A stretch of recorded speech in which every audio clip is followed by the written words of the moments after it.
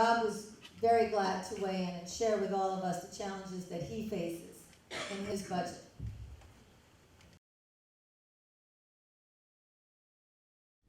In Westchester, 85 cents of every dollar raised by our tax levy goes to pay for just 9 unfunded mandates.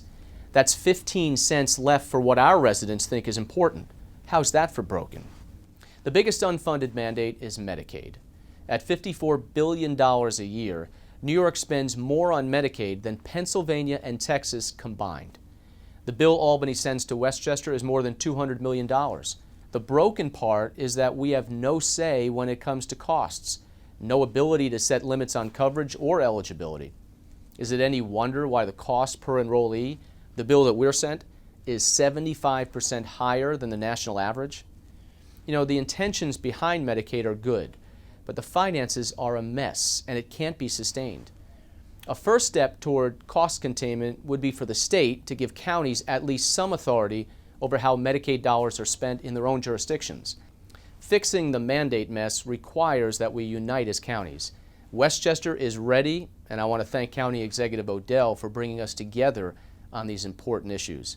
And Mary Ellen, keep up the good work. Thank you, County Executive Officer. He really has been a great friend when it comes to sharing ideas. So here's Putnam County's 9 for 90s that the county executive was referring to. His 85%, here's our 74%. We'll start with the top. $11.6 million is the pension, or the pension bills. $9.8 million in Medicaid, we've talked about that before. 3.1 preschool, very important, we recognize that. 2 million probation, 1 million child welfare, 1.1 early intervention. We understand how important that is. 1 million indigent defense, $693,000 in safety net, and that's highlighted for a reason, and we'll get to that. And then $122,000 for youth detention. That's 74%, those programs right there, that we have no accountability, no oversight. Our county executive in Dutchess County, Mark Molinaro, has a child who is autistic, special needs child. So programs, special needs programs, are particularly heartfelt for Marcus. And he was glad to share his challenges and his struggles and his budget with us here. So County Executive from Dutchess, Marcus Molinaro. 70% of Dutchess County's budget, 70% of our property tax levy, and 70 cents of every tax dollar we collect in property taxes goes to pay for oppressive state mandates. New York is the only state in America that requires so much of its spending and its programs to be paid for by local property taxpayers. Take Safety Net. This is an important program that provides for those most needy in our community. In Dutchess County, it costs us about $6 million.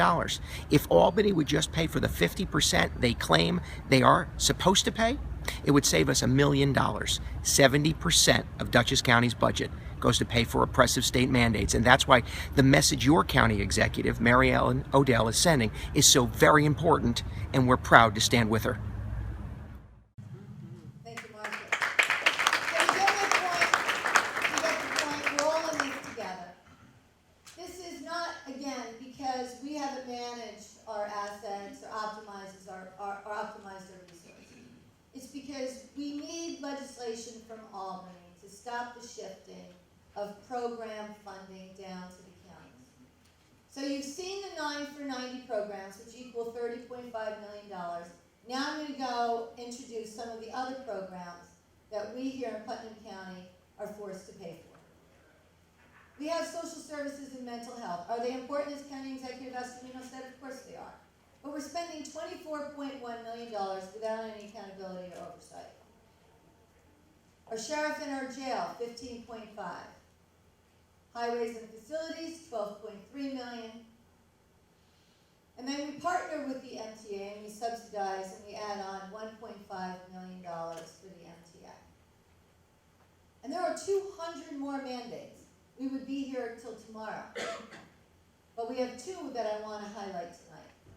Within those 200 additional unfunded mandates is community college and the Board of Elections bill. When they add up to just shy of $5 million. And it's very important to note, by federal and New York State law, these programs are the fiscal obligations of our towns and villages. However, the county has been and continues in this 2016 budget to pay the full cost of these programs without chargeback.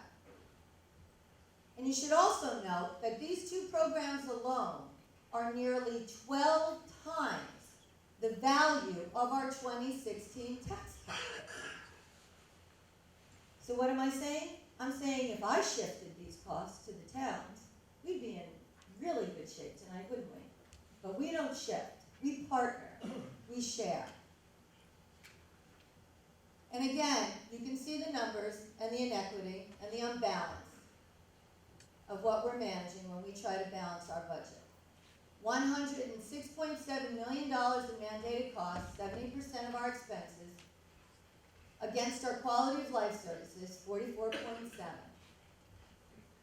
So really, to sum it up, we do 100% of the work, and we get 16% reimbursement for the funding.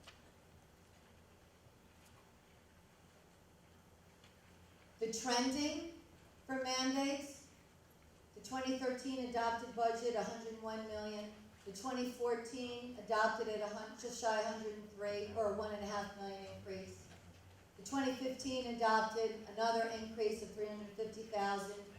This year's 2016 proposed budget, you see a $3.5 million increase in mandated programs. So in 3 years, if you add it up, we've seen an increase of $5.3 million in mandated costs. That's 8 times our tax cap. We'll take a look now at our revenue side of the budget. $151.4 million that we're raising in revenue for our budget. 36% will come from sales tax, again, the same number we booked last year, 54.7. 27% from property tax, 41 million. 16% in reimbursement, 16% from the feds and the state, saying thank you for doing all the work. Department revenues will be 15%. And then that tiny little sliver there, that 6%, will balance our budget. And as County Executive Molinaro said from Dutchess, any small change in any revenue line can result in a dramatic impact to our bottom line. So I want to just reference safety net. In the 2011-2012 state budget, Albany decided that the 50-50 split for safety net wasn't working for them anymore. So they came up with 71-29, which basically kicked Putnam County $125,000 in our direction. Deal with it. Here's another deal with it. Our administration pledges to stay within the tax cap, because staying within the tax cap is going to allow the residents to be eligible for these property tax rebate checks, of which